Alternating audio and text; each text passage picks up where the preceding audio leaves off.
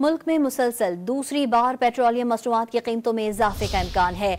Don अखबार की report के मुताबिक 16 नवंबर से पेट्रोल और डीजल की फी लीटर कीमत में 4 से 6 रुपए इजाफा हो सकता है। रिपोर्ट में कहा गया है कि आलमी मार्केट में पेट्रोल $1.7 फी बैरल और डीजल $4.4 फी बैरल महंगा हुआ है। हुकूमत से 1 नवंबर को भी पेट्रोल और डीजल के नरखों में इजाफा किया था। डॉन अखबार की रिपोर्ट के मुताबिक 16 नवंबर से पेट्रोल और डीजल की फी लीटर कीमत में 4 से 6 रुपए इजाफा हो सकता है। रिपोर्ट में कहा गया है कि आलमी मार्केट में पेट्रोल $1.7 फी बैरल और डीजल $4.4 फी बैरल महंगा हुआ है। हुकूमत से 1 नवंबर को भी पेट्रोल और डीजल के नरखों में इजाफा किया था।